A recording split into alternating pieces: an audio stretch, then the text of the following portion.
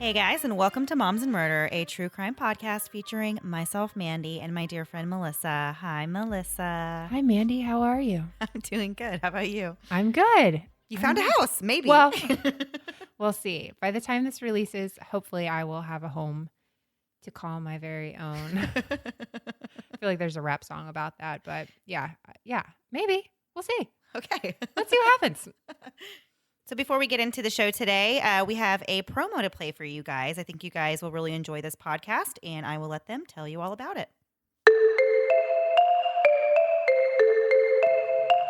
Hello, everyone. I'm Ashley Flowers. And I'm Britt. And I bet you're here because you love true crime, which is why you should check out our podcast, Crime Junkie. Every Monday, I tell you about whatever crime case I've been obsessing over that week. We try to stick to the facts and not dive into any crazy rabbit holes or wild speculation, so the stories stay suspenseful and they're easy to follow. We cover lesser-known cases that haven't been done on other podcasts. Like episode 18, which is about a 30-year unsolved murder of a young girl in Indiana whose murderer taunted the community with notes for years. Or we cover cases everyone is talking about, but with our own special twist. Like in episode 20, where we talk about Adnan Syed. His story became famous when Serial covered it back in 2014. But did you know that Serial didn't tell you everything? We will fill you in on the key points you have to know, which might actually change your mind about the case. So if you're looking to get an extra fix of true crime, check out Crime Junkie every Monday wherever you get your podcasts. So this is going to be the first of 2 episodes. This story is really... We don't ever have good adjectives. Just never. It's long. It's very entertaining, but there's a lot to it. So we are going to break this up into 2 episodes. I know we haven't done a 2-parter since our very first episodes, episodes 1 and 2. So we're going to get right into it. This week's story comes to us from the small town of Hellendale, or Silver Lakes, California. And we are going to jump right into We Yelp This City this week. Yay. Okay, so Silver Lakes, California, also known as Hellendale, as Mandy said, it's a community located in the desert area, lots of desert area in San Bernardino County, California. That is very difficult. That's a mouthful. Well, it's not for most people, but for me, it's always kind of difficult. So as of 2010, there were about 5,623 residents. That's such a small area. We're bigger than them. Finally, somebody. Yeah. So the area really is basically just a desert. In 1969, construction began on 2 man-made lakes, appropriately and boringly named North Lake and South Lake. Wow. Yeah. They're really just living it up down there. They actually are, as we get into this story. Oh, they're living it up, all right. They're living it up. So, and January 1st, 2018, just this year, a movie was released called Under the Silver Lake, starring, who is it? Andrew Garfield. What was he? He wasn't. I know you're not seriously asking me to help you out with this. No, I wasn't. I was literally asking myself. It seems like a waste to ask you on that one. But he was Batman. Nope. He was Spider-Man. He was one of the new Spider-Mans. Remember back whenever there was the Spider-Man with the good-looking. No, he's not really good-looking. Okay, Kirsten Dunst was. Right. And that guy, Tobey Maguire. Yes. There's a new one. There's been 3 that. of them. Exactly. No, I did not know that. So he stars in this movie, and there's lots of other people I recognize but have no idea about their names. Now, while this movie is not about this week's story, it does take place in the same area, Silver Lakes, and it's every bit as dramatic and twisted as the story we're telling you this week. So among the people living in Silver Lakes were a fairy tale couple named Robert and Sabrina Limon.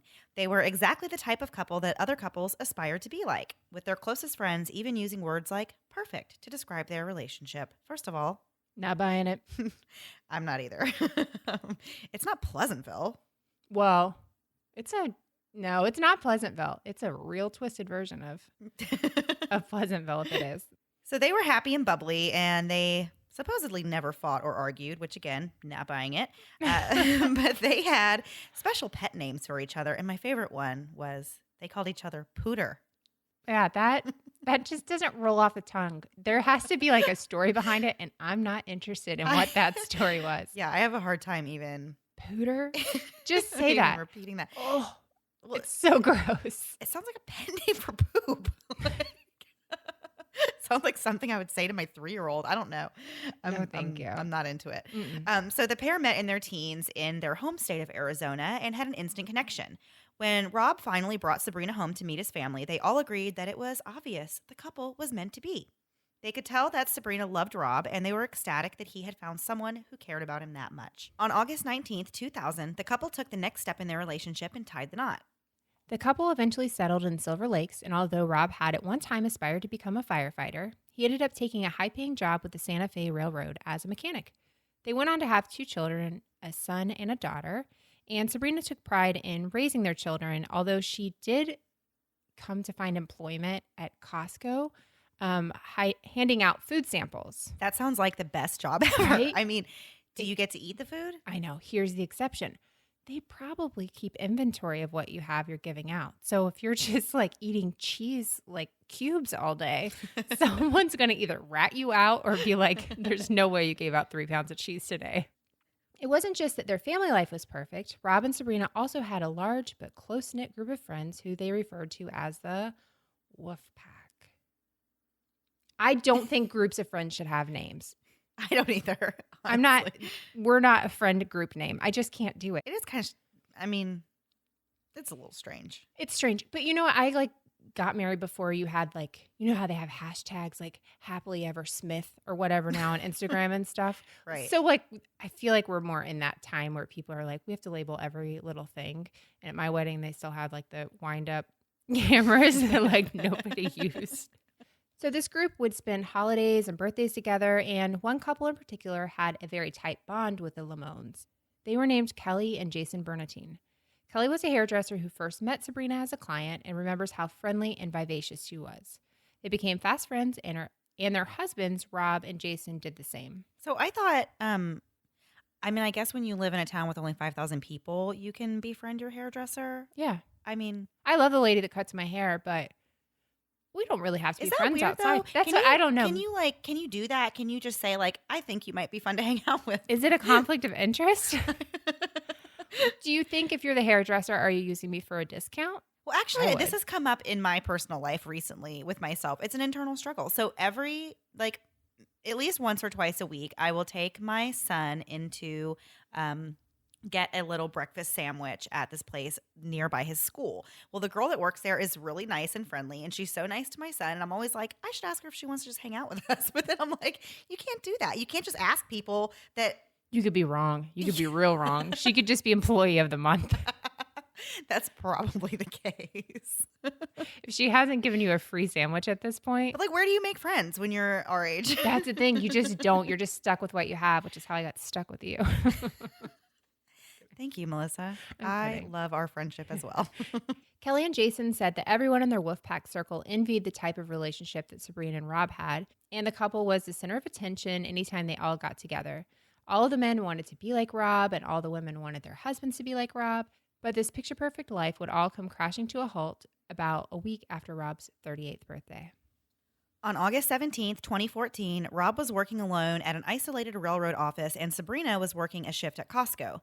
The couple spent the day texting back and forth as they often did, but when Rob didn't call Sabrina on his way home from work, she began to worry and suspect that something might be wrong. The following are text messages that Sabrina sent to Rob that evening. First one says, "Call me, Bear. I'm home now." So this is just more. They have their cute little... Bear and Pooter. I love them. I love those nicknames. The next one said, "Getting the kids dinner and ready for school. Yay." I'm assuming that school was getting ready to start because it was August. So it must have been like the first day of school was going to be coming up. Oh, that makes sense. Okay. I was confused by that. She was really excited with the yay for getting the kids. Several exclamation kids points. ready to school. So Rob did not respond to either one of these messages. And so a little bit while later, Sabrina sent another message that said, "Babe, I'm worried about you. Call me. Leanna wants to say goodnight." A little while later, one of Rob's coworkers dialed 911 to report that Rob had been found dead at the office that he had been working at that day. He had suffered 2 gunshot wounds, one to the upper body and one to the head. Word traveled fast in the small town, and everyone who knew the couple was stunned. Who would want the nicest man in the world dead? Family and friends rushed to Sabrina's side as everyone tried to process what had happened. Detective Randall Meyer responded to the call and immediately felt that something was off about the scene. His instinct told him that this was an intentional murder because generally in a burglary situation, no one gets killed.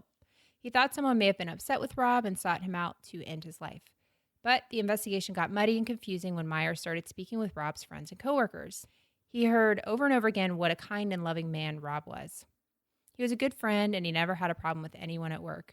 Detective Meyer wondered whether Rob was even the intended target of the shooting at all after he learned that he was actually covering a shift for one of his coworkers that day. He thought it may be possible that the coworker was the intended victim and that the killer shot the wrong guy. We see that sometimes. Yeah. In really terrible hit jobs where they kill the wrong person, like they don't have enough information, or you'll hear like one of the craziest stories I've ever heard. I think it was in Texas where another person got killed. They had the same name as the intended target. And they're just, I've heard of that story too. I wish I could remember her name now. Yeah. I'm sure a quick Google search basically just saying person who got killed for having somebody else's name, which is like my Google skills. I'd have it. That's exactly how I Google. I'd have it in 30 seconds. The investigation was going nowhere. When officers questioned Sabrina, she told them the same sentiments that everyone else had, that Rob was a good husband, a fantastic father, and that they had a great marriage and everyone loved Rob. The railway company eventually put up a $100,000 reward for information, which I thought was so cool. Yeah. That like it's kind of going to show what kind of guy he was. Detectives uncovered that a security camera at the railway station captured footage of a person carrying a bag walking across the parking lot on the same day that Rob was killed. The person appeared to be limping and could be seen a few minutes later leaving on the other side of the parking lot. Detectives had no idea how they were going to identify this person, and that does seem like a very hard task really to set out on. Yeah. You have this like grainy footage of a person walking across a parking lot. I don't even know where you start. Like, I know. How do you even start? Anytime they say like, and then we decided to do this, I'm like, oh, that's genius. But I had no idea how they came up with I would that never idea. have made that jump from A to B. That's why I'm not a detective. Yeah, there you go. So the detectives actually hit a little bit of a stroke of luck, and a call came in to the tip line and said that they knew of a younger person who walked with a limp and just so happened to cross that very parking lot kind of frequently. So his name was Joshua Wehust, and they looked him up and they learned that he had a minor record including nonviolent offenses, but he also had guns registered to his name. So when the officers tracked him down, they realized that his shoes matched some shoe prints that had also been found near the scene. However, Detective Meyer was able to quickly determine that he had a solid alibi and Joshua was no longer a person of interest in Rob's murder. I guess he was with his family that night. His parents but I didn't even said, think like that was like that solid of an alibi. Was it? I Like didn't he was just either. Like, home and yeah, his parents and your mom agreed. and dad said you were there. Okay, fine. Yeah. I don't know. I know. Like, I'm sure more went into it than that. I know. Let's hope. But no, really, sometimes they'll have an alibi and somebody will say, well, I was with this person. And then they're like, oh, well, we don't really know. And then this one, they're like, oh, you're with your mom and dad? Cool. Great. Yeah. Yeah. I'm sure there was more to it. Melissa. We may never know. We may never know. The detectives started looking into each vehicle they could see passing through the area on the security footage. It was a relatively quiet street, and they were able to confirm that all the vehicles seen were supposed to be there, except for one. A man on a motorcycle could be seen driving past, and no one was able to identify who he was or confirm that that rider had any reason to be in the area at all. Police focused their efforts on identifying this man. So this was actually also on a Sunday. So they said this area, there wasn't a lot of traffic anyway, but for there to be anybody coming and going on a Sunday in like this industrial area was kind of weird. Yeah. Meanwhile, Kelly and Jason have been in contact with authorities and trying to give them any information that could be a potential lead. During one conversation with Detective Meyer, Jason threw out a name that police hadn't heard before, Jonathan Hearn. Jason had worked with Jonathan in the past, and he disclosed a bombshell secret that would ultimately change the course of the investigation into Robert's murder. He revealed that the perfect marriage that Rob and Sabrina had said they had may not have been so perfect, and that Sabrina had been having an affair with Jonathan. Dun, dun, dun. I know. Jonathan Hearn was 24 years old, making him nearly a decade younger than Sabrina, who relished his attention. He was raised in a strong Christian family with his 5 siblings, where faith and emphasis on helping others were the foundation of his upbringing. He was highly intelligent and excelled in the fire academy, after which he worked as a paramedic before becoming a full-fledged firefighter. One of Jonathan's duties at the fire station was to make runs to the store to purchase food to keep at the station. So he frequented the same Costco where Sabrina worked as a sample girl. And that's how the two of them met. It's the meet cute. Yeah. What a amazing love story you met at Costco while you're getting samples. I don't know. Honestly, I'm surprised that's not my love story that I met my husband eating samples at Costco. Yeah. One night at a Wolfpack party, Please don't say that. That's what it was. It was a Wolfpack I party. hate it so much. Kelly and Jason Bernatine ran into Jonathan, and they kind of got weird vibes when they tried to call Sabrina over to say hi, because they had known that Sabrina had met him through Costco or whatever. Right. And so they were like, oh, Sabrina, By the way, our friend Jonathan is here. Come over and say hi. You know Jonathan, right? Mhm. Well, Sabrina, instead of being her normal, hi, happy-go-lucky self, she was kind of like, oh, like Jonathan's here, and just made the whole situation very awkward. Right. So Kelly thought it was weird right off the bat. She didn't know why. She couldn't really put her finger on what was going on, but Mhm. she definitely thought something was strange about the reaction that Yeah. Sabrina had to Jonathan being there. Right. And so we saw this. We'll link to the story on Dateline, but it's one of my absolute favorite Datelines. And it's a Mankiewicz. It's a Mankiewicz one. When he came on our episode, he actually talked about this one a few weeks before. It had aired a few weeks before. And so this one is like, I've wanted to, like, for us to do this one forever, but it didn't really work out. And plus, Date with Dateline, you'll have to check them out. They covered this story and they do a great job with everything. But that's like the first episode I heard of theirs, and it's amazing. But please keep listening to us for this one. Jonathan then began trying to weasel his way into the Wolfpack circle and would constantly text and call Jason in an attempt to befriend him so that he could get closer to Sabrina. And so, Jonathan was writing him like all the time, like, can I please do something with you guys? I think you guys are a great group. I'd love to be a part of it. I really want to be your BFF. Wolfpack. Yeah. Ugh. Yeah. Yeah, It was just a the fact bit that much. I knew that this group had a name, I'd be like, you know what? I'm good. I don't need to be a part of this. I know. I'll find my own cult. Thank you very much. Right. Hey guys, as you know, I'm someone who loves knowing a little about everything. I love the news. I love entertainment. I love it all. But sometimes I don't have enough time to get all the information, all the little details and the minutia of everyday news because my goodness, it's constantly going. But thanks to the Newsworthy podcast, I can get all I need in little bite-sized pieces. So if the stress of the news is getting you down, but you still want to know what's going on in things like the election, check out the Newsworthy. And in these 10-minute episodes, they're just on the go listening. I can listen to it quickly on a walk, on my way bringing my kids to or from school or one of their activities. When I'm in line at the grocery store, there's never a wrong time to listen to the Newsworthy. But if you feel bogged down by the news and kind of the negativity of it, but you still want to be informed on what's going on, the Newsworthy is the place to do it. Erica at the Newsworthy is an independent journalist, and her team does really all the hard work and research for you. I love that the episodes are so well-rounded, and there will be fun stuff like tech or big stories, but the way Erica gives this, efficient and neutral overview of the news, and in just 10 minutes each weekday, it's perfect. Just search The Newsworthy in your podcast app or go to thenewsworthy.com to start listening. Again, search for the podcast The Newsworthy, 2 words, The Newsworthy, to make staying informed easier and more enjoyable every weekday. It's been a while since I've had a baby of my own, and some days I miss it so much. The baby cuddles and baby smiles, but when it comes to diaper rashes, not so much. I remember the first time my oldest had a diaper rash, I was really devastated. Here's this tiny thing totally dependent on me, and now she's fussy and obviously uncomfortable, and I'm supposed to have the answers. Well, with time and treatment, it went away, but what I really wanted was to avoid it altogether. And now, baby butts rejoice. New Huggies Skin Essentials are here, a brand new dermatologist-approved line of diapers, wipes, and pull-ups training pants, all designed with baby's sensitive skin in mind. The wipes are thick and have 0 harsh ingredients for a great, gentle clean.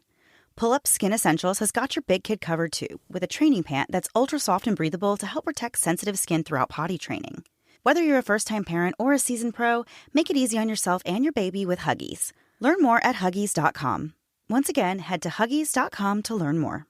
One evening, Rob was at Jason and Kelly's home working on a home improvement project, and Jason receives a strange text from Jonathan, and he's asking him to help him get in contact with Rob, which is, what's the point? Right. Why? Right. Yeah. Why? Why do you need him? Yeah. You're not in the wolf pack. So He tells Jason that he's been living his life wrong and he wants to get right with God, and he came clean about the affair he had been having with Sabrina. That is such a weird way to like disclose your affair, to like call the friend and be like, Yeah. I need contact information, or can you just tell him I'm sleeping with his Yeah. wife? I feel like that's the way you should do it.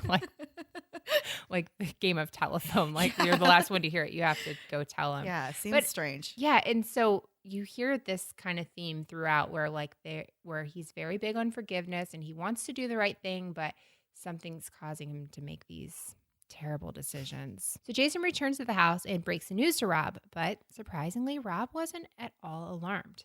In fact, he told Jason he had recently found out about the affair. Rob was devastated, and he broke Sabrina's phone in a fit of rage.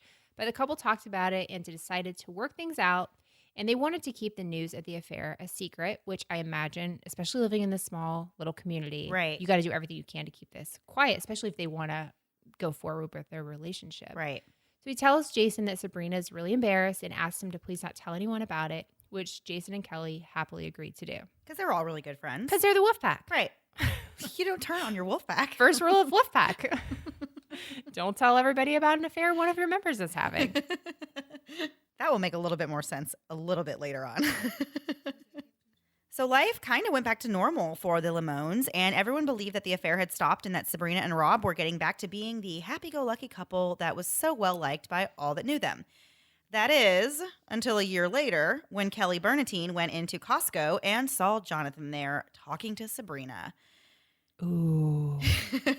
So Kelly immediately told her husband, Jason, Jason, you'll never guess who I saw at Costco Right. talking to Sabrina.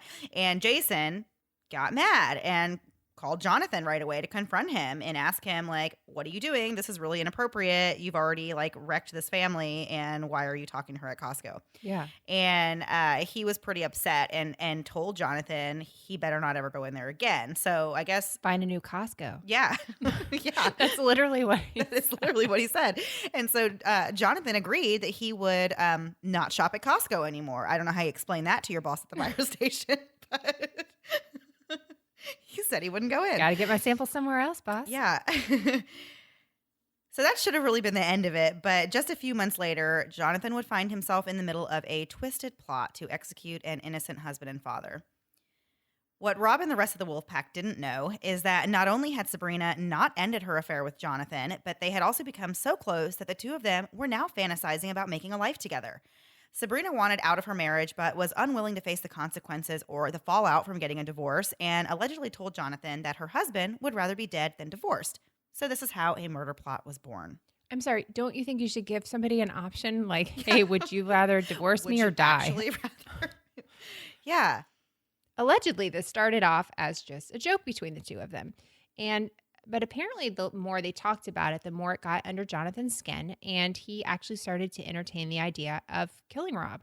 Jonathan was so infatuated with Sabrina, and he was getting increasingly tired of sharing her with another man. Yeah, but it's his wife. Yeah, it's not sharing if you're Right. actually, he's not in on it. Right. Like, exactly. he's not signing off And on that. you're not the husband, so you're You're- not sharing her at all. Right. You're stealing in this situation. Working together with Sabrina, the pair hatched out a plan to poison Rob, which was just one of the many ways they had discussed killing him. I think there was a few other ones too. They had said they could figure out a way to get him in a car accident or something like that. They had a couple of ways that they discussed how they could do this. Right. So for something that was just a joke, they sure were doing a lot of planning. Yeah, lots of research on Yeah. this. So Jonathan concocted a dessert of banana pudding and arsenic, which he purchased using a prepaid credit card under a fake name and had it delivered to his grandparents' art Don't studio. get them involved. Right. I thought that too. I'm like, your Grammy? I'm like, why know. would you Why do would that you to your do that? Grammy? So they knew that arsenic would do the job because they first tested it on a neighbor's dog. Jonathan had apparently laced a piece of salmon with arsenic and slipped it to the dog, who he said was pretty obnoxious, and then claimed that about 3 days later, the dog was no longer a, quote, problem. So the intention of the poison pudding was for Sabrina to pack it in Rob's lunch, and they both allegedly believed that the local hospital was too dumb to figure out that Rob had arsenic in his system. Because it's not their job or anything. Right, and it's not like when a 38-year-old dies after one eating questions pudding. anything. Yeah, they're not like, we're not going to do toxicology on Right. this. We believe you. The bananas, that's got to be it. Right. Too much potassium in his system. So at the last minute, Sabrina got scared and she was worried they would get caught. So she called her husband to let him know to toss the banana pudding because she said it tasted weird and she believed the bananas had gone bad. Not possible. It's banana pudding. Like they just go bad in the pudding and you eat them. Right? I mean, I guess. Once you put them in the refrigerator, they're basically ruined anyway. Yeah. I'd eat around those bananas. I know. Well, one interesting part of that was that I guess he made this like banana pudding dessert and then he portioned out some into like a Tupperware container that he mixed arsenic with. And then he supposedly gave that Tupperware container to Sabrina to have at her house. And she, I guess, stored it in her refrigerator. Terrifying. Yeah. She has 2 small children. Like, yeah. When what my in the kids world? see dessert, it's over. Right. Yeah. And so that really did infuriate me. I was Yeah. like, if that is true, I can't even with that. Like this is so dumb all around. Like dumb. Yeah. But in 2018, why are we still able to order arsenic online? Like, I know. who's How do you using do that for anything good? Yeah. I have no idea. So Sabrina and Jonathan then moved on to plan B. They would devise a plot to murder Rob in person. Sabrina armed her lover with all the information he would need to carry out the murder, including the address where Rob would be working on the date they had decided upon. Although Sabrina was fully on board with having her husband murdered, Jonathan allegedly did not tell her his exact plan or method for how he was going to make it happen. Before the murder, Jonathan drove out to the remote location of the railway facility and canvassed the area. He took pictures and made note of the surveillance camera that he saw in front of the building.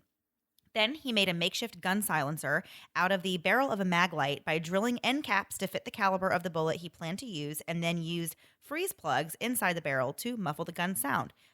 So I'm supposed to understand all of that. That's supposed to make sense. Nobody to me. write to me and ask what any of that means. Yeah, no. Once you said maglite, I'm like, whoop, I'm out. Yeah, that was about the last word that I understood. I mean, I understand all of those words Separately. individually. Yeah. So if anyone knows what any of that means, you can let us know too. So to further prepare for the killing and to set himself up for a disguise, he put some adhesive flashing on his motorcycle to alter the appearance of the gas tank, exhaust pipes, and rear fender. He was kind of changing the color and appearance of them. I guess so then he could rip them off and say, that wasn't me. Yeah, it makes sense. Yeah, if you're 5. Well, it makes sense if you're a murderer and you're coming up. Like, you got to come up with as many different things as you can. Yeah. So then on August 17th, 2014, he dressed himself in new clothing and put on a mask before heading to the railway station to carry out the intricate plan. Something interesting I read was that the mask he wore was like an elderly person's disguise. Like that's what it was. Like the mask was of like an older person's face. I don't know where you get that. Anytime in life, if you are putting on a mask and it's not Halloween, you need to question what you you're need doing. to reevaluate your life because the next decision you make is a terrible one. Right. Every time. Absolutely. 100%. When Jonathan arrived at the facility that day, he witnessed Rob leaving in a truck, at which point Jonathan parked across the street and then walked into the garage where Rob was working. Filled with emotion and apprehension, Jonathan almost backed out, but then suddenly, Rob returned and went into the garage. At this point, Jonathan composed himself for about 10 or 15 minutes, said a prayer, and then entered the garage where he exchanged a few words with Rob before attempting to take the gun from his backpack. This is so... He said a prayer. Yeah. God, please help me carry out this murder? Yeah, I mean, it's how do you rationalize that? That is you bizarre. can't. You absolutely can't. And just that he was talking to him, he had all these opportunities. This is what always upsets me in these things, like when they first kind of freak out over the banana pudding and stuff. At that point, you have to look at things and say, man, this is too far. Like, obviously murder's too far, but you can look at it. There's a point of return at that point. You can say we don't have to do any of this anymore. We're not doing any of this. Obviously, you're bad for me and I'm bad for you. Why don't we not murder anybody and go on our happy way? Right. But just to do this over and over again is super upsetting. So to Jonathan's surprise, a part of the gun had gotten stuck in the corner of the backpack. So the first shot he fired was actually from within the bag. It hit Rob in the upper body, causing him to fall on the ground, fatally wounded. Jonathan then staged a burglary in the office. Before he left the building, he had second thoughts about whether Rob was actually dead or not, could have called the police, and he made the decision to shoot him once more in the head before leaving to head home. When Jonathan got back to his house, he had several missed calls and texts from Sabrina asking if he was okay. That just made me so mad. Right? I know. You know he's okay, but what about your husband? Right. So he returned her calls and let her know that he had completed the murder and that everything was about to change. For a long time, nobody appeared to be onto them, and detectives seemingly had no real leads in the murder. The lovers continued to spend hours on the phone together and exchange hundreds of text messages, professing their love and just this happiness that God's plan for them was really working out. That was until Jason and Kelly tipped off the investigators about the affair. Dun, dun, dun. So, this is where we're actually going to end this week. We're going to leave you guys with a little bit of a cliffhanger, and I promise it'll be worth it next week. It gets way more twisted and crazy, and The second half of the story is just way more twisted. way and crazy. bonkers. So that was it for this week. That's part 1 of our episode on the murder of Robert Limon. We do have a couple of last thing before we go that we're going to do this week, and then we will let you guys go do whatever you do. What is it that you do? Person that can't respond to me while we're on here. So, Melissa, Morgan G wants to know, do you like sushi, yay or nay? Never. I tried it. I went and when I was in Virginia, there was like a sushi area, and they have the California rolls that are supposed to be like kind of cooked and stuff. Yeah, that's what I was going to ask. Garbage, raw, icky, nasty. Ugh. It feels like it's like slime. So here's my complaint about sushi. So I like sushi rolls. I can't eat raw fish straight up. That's just not going to work. It's for me. not okay. But like the rolls with the rice and the seaweed and it's all wrapped around. My complaint is that I think you're supposed to just eat pop that whole sucker in your mouth and chew on it, but it's just so much. I can't. But we don't even know that to be sure. Like, you don't even know that to be true. Yeah, but I've tried to like just bite it in half and you just can't. It doesn't work. You're supposed to just eat the whole thing. So sushi, I do like it on occasion. Very rarely will I actually like seek it out. Like I don't really ever get in the mood and be like, I want to go out for sushi.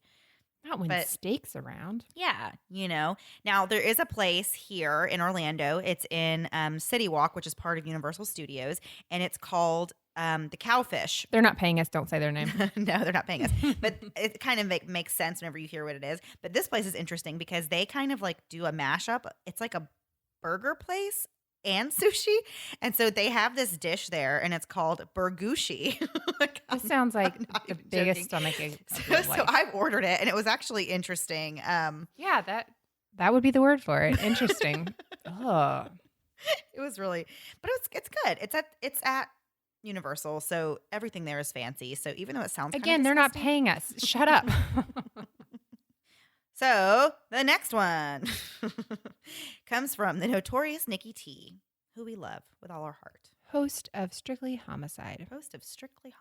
Yeah, guys, go check that podcast out. So Nikki wants to know, what is our most unusual fear? Do you have an unusual fear? I do, but I'm going to let you go first. Okay. Mine's not really a fear so much as a phobia. So I have... Wait, explain the difference. It's just like, it's not like I'm scared. I'm not like shaking in my boots over it, but like... You don't wear boots. This is Florida, not Texas, and you're not Woody from Toy Story. Okay. Well, it doesn't make me shake in my flip-flops, but I don't like a kitchen sponge. Oh, yeah. Ugh. Ever since I was young, okay, so I remember when I was like younger and it was like a thing that I had to actually start helping around the house and cleaning the kitchen. I learned very quickly that I do not like a kitchen sponge. And I don't like to touch it, and they're just really gross. And just even the thought of it right now is kind of giving me like goosebumps. Mm-hmm. So I would like make my mom buy me those, those sponges that have handles. Yeah. That's what I would use because I refuse to touch a sponge. Well, even to this day, I've gotten a little bit better about it, but I change my sponge very frequently because I cannot stand it if it gets dirty. Or yeah, like, no. ugh. And it has like a specific feeling when it gets gross. I use the like in my kitchen, the bristle thing. Like I don't have any sponges. And I guess maybe I'm a little worried about it too. Or my husband is very freaked out about it. He used to be so paranoid. I was like, screw this. Well, let me tell you a story that's going to make you want to vomit. Make me want to what?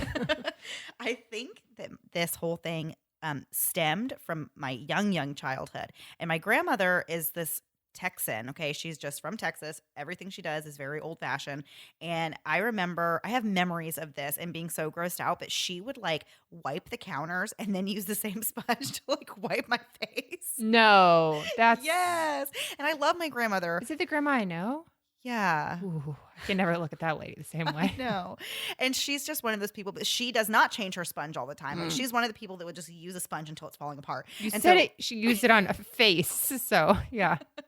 But I'm pretty sure that's why I don't like sponges. Oh, yeah. If somebody wiped my face with a sponge, I'd be pretty scared too. So I have two, but they're kind of similar. I'm terrified. Not terrified. I can function. I hate balloons. I hate them. I hate the feeling of them. I don't want them to be close to me. I'm terrified of them popping. That little sound they make when you like. Yeah. Oh, everything. Tying it, like my mouth. You know how like when nails on a chalkboard, it does that to my mouth, like where my mouth is like watering and I can like barely function. If a kid brings it up, I'm like biting the side of my mouth. It's terrifying. And rubber bands. I don't like rubber bands. Like a hair tie is fine, but rubber bands that could potentially pop and open. Somebody must have scared me with some popping noise as a child that I'm reliving right now. But like you could never give me like a thing of money. Like if somebody robbed something and there's like a bundle of money with a rubber band, I'd throw it right back at them. I can't touch it. It's too much for me. Don't give me anything with a rubber band. Cut it yourself, like kids' toys. I'm like, I have chills right now. So I feel like that's unusual. It's definitely unusual. I mean, I guess they're not really like fears, though. We're not scared of anything. We just don't like certain things. I have no fear. I should be scared of more things. No, yeah, they're just weird dislikes. Yeah. I don't want to be in a room with a balloon, though, honestly. I really don't. And don't make me put him in my van. I will just cry and be terrified. All right, guys. That is our show for the week. Come back next week and hear part 2 of our... Part 2. Whatever we're doing here, guys. Just come back. Have a great week. Bye. Bye. Thanks so much for listening to the Moms and Murder podcast. Make sure to check back with us next week for a new episode. You can also find us at momsandmurder.com, where you can connect with us via social media. Please make sure you subscribe and give us 5 stars, because giving us 4 stars would be a crime. Thanks so much.